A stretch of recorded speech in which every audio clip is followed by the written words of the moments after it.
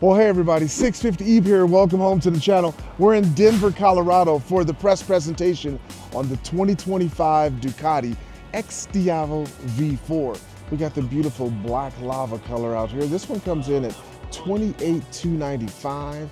And then we have the bike that I'm assigned today, which is burning red. And this one is a little bit less, coming in at 28 and some change. $28,895, but it looks great. And let's step over and take a look at some things that we'll find familiar with this motorcycle, including the 6.9-inch TFT gauge cluster that is also on the 2025 Panigale machines. We have illuminated controls, and we'll talk about this in a little bit and how easy it is to get into the menu on this machine and make some settings. Keyless start. We have a key fob in my pocket. Let's fire it up. Okay. And here we go. First ride on this beautiful Ducati XDiavel V4. So for me, guys, you might know that this is new to me, having my feet forward on a motorcycle. You can adjust the foot pegs on the bike to bring them back and to even bring them to a more conventional position. But I'm just going to try this here. See how I like it.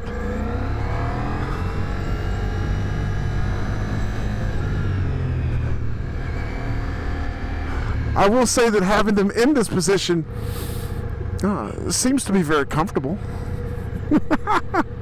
But I see some other folks are getting used to it also. I can feel that torque, guys. I can definitely feel that torque. And I will tell you, the shifts are nice and smooth and quick. Okay, so let's take a moment while we're stuck in some Denver highway traffic here to tell you that this bike does not appear to get as hot as a lot of the V4s get, because it has cylinder deactivation that's definitely helped keep it cool here in these conditions. So now that we're moving along, that's fine. I can tell you that the suspension on this bike is very nice. We went over some pretty aggressive potholes and bumps on this highway system, and the suspension handled it very well. But I love the torque that this bike produces from its Gran Turismo 1158cc V4 engine. This engine, by the way, does not need a typical Ducati valve adjustment until 37,000 miles. And when you get that done, it's typically 6 hours of labor involved in that. After your first service at about 621 miles, your next recommended oil change is 9,000 miles after that. So that's pretty amazing as far as maintenance is concerned on this bike. But I love this thing. It's such a hooligan machine. I'm riding it in sport mode, full power. And now that we're moving, you can see that I'm having some fun. They need to release me from this group of lead-follow guys and terrorize the streets of Denver, Colorado, and do smackdowns on everyone. But since that's not going to happen, I'm sure this will be a rather enjoyable day. Very quick stop for a drink and a restroom break, but everybody's having a great time on the bike so far. Lots of cool features on this machine that I'm going to go over with you in full detail as we continue our ride here. So now we're riding behind Jake from Spite's Corner. We get to see he's using the brake-free helmet brake light. And every time he slows down and stops accelerating, that beautiful helmet brake light activates as like an added feature, added safety feature. And that's why I love the brake-free helmet brake light. I use it on my helmets. Again, more beautiful scenery. We're getting a little bit of sprinkles of rain, but that's okay. This bike does have cruise control, which is pretty cool. You can operate it from the switches right here, and I think that's a nice feature. You know, because folks will want to take this bike on long distance excursions, and having the cruise control really helps. We just finished a lot of tracking stuff to get some shots that we can use for thumbnails, B-roll, you know, stuff like that. And I think now it's time for lunch. It's 12:29, but we take a look at the beautiful gauge cluster, 6.9 inches TFT widescreen. I think it's great that they have this instrument cluster on this bike. If there was something I'd love for them to improve on this bike, it would be the addition of heated grips. That would make this bike even better. But aside from that, I can feel when the counter rotating crankshaft kicks in and you're cornering and stuff. This long wheelbase heavy machine handles great because of that counter rotating crankshaft. And it also has an uneven firing order in this V4 Gran Turismo engine, which not only makes it sound really unique, but it gives you that power and that feel, you know, that torque that you might typically feel in the V-twin or an L-twin. You feel it in this engine as well.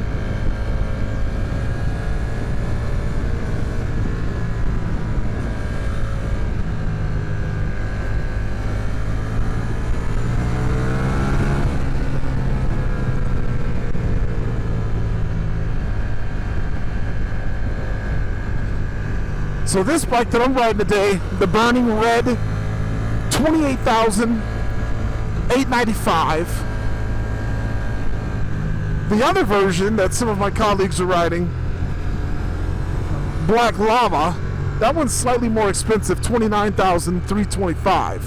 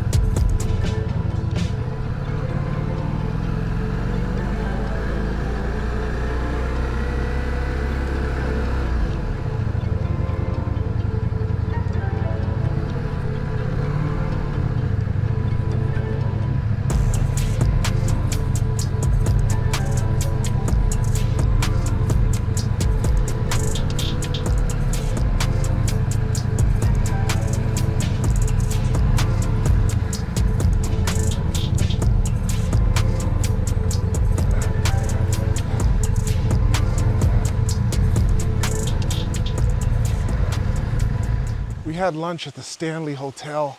This spooky place is where they filmed The Shining and Dumb and Dumber and other movies. The food was exceptional. Listening to this water the whole time had me thinking that it was raining when it was not, but by the look of those skies, we may very well encounter some rain here. Can you get over this amazing scenery on this awesome bike that handles these twisty roads rather nicely and rather convincingly?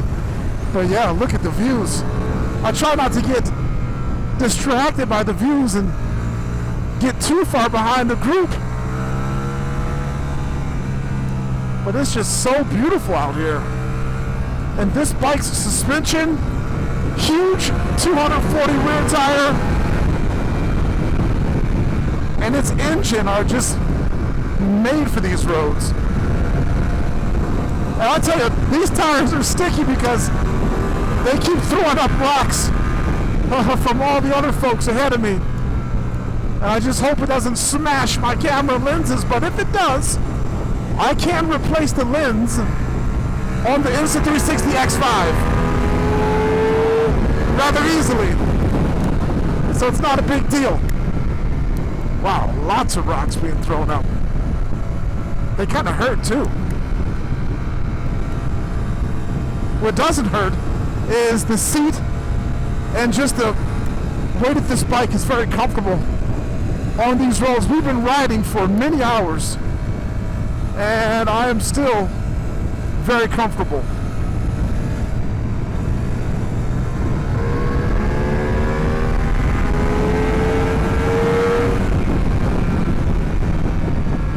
So the bike does have a shift light, and it does also have a light that activates when you're on the rev limit,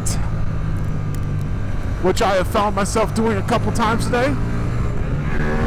Like now, I'm trying to get past this truck.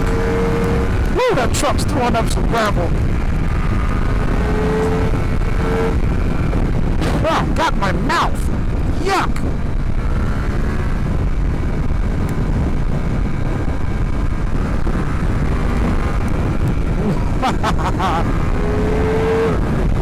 But, you know, I'm not looking at the gauges here to see what type of power I'm using.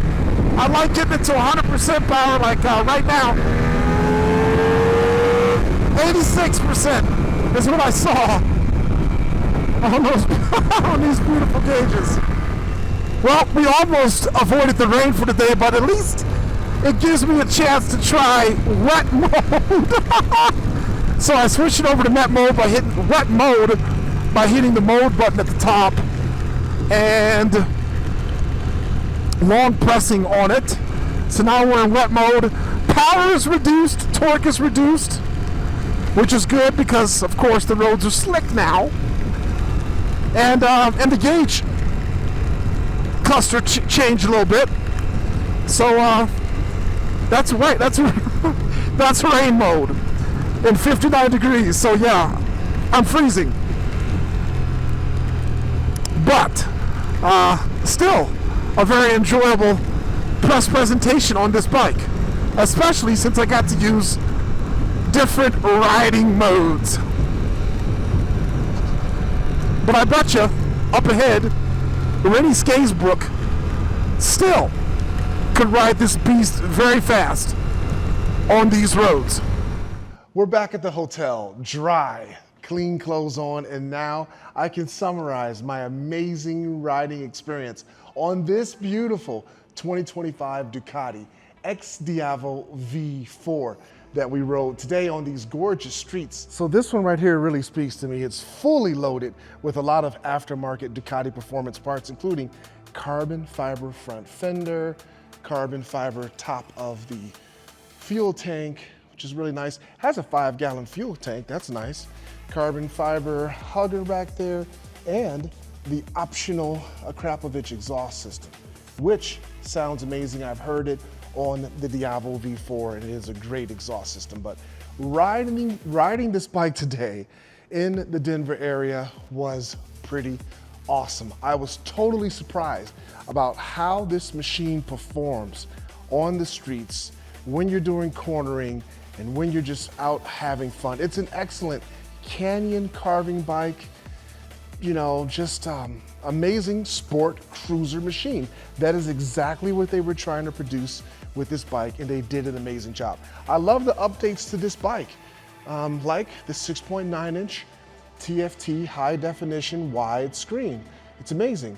And they even changed the tail lights that look really nice now. The turn signals right here on the license plate holder, very nice as well. The Rosso 3 tires, 240 in the back, 120/70 up front, performed well today, even in the rain. And speaking of that, rain mode was awesome. The way that it reduced power, preventing me from having an agricultural experience in the slick conditions. I thought that was really nice. The other riding modes are nice too. I found myself riding this bike mainly in sport mode, and it was really nice. Cruise control on this machine, and the price, not bad. $28,825 for this burning red example. And this one over here, Black Lava, $29,325, not including the accessory bags that are on the back. But yeah, I think Ducati has something really good going on with these motorcycles. I think that they are going to make a splash and an impact for the market that they are geared towards. And I think that people will really enjoy riding these bikes, however they want to ride them. We didn't get a chance to test out the launch mode. I think that's going to be nice. I'm going to head over to Ray Hall Ducati Cleveland and test ride one of their demo bikes. It has the exhaust on it, and we'll do some launch mode activities. So stay tuned for that, guys. But yeah, this is an awesome bike. You should consider purchasing it if you're in the market for such a machine. Thanks so much for viewing, guys. We'll catch you next time on the 650 Eve YouTube channel.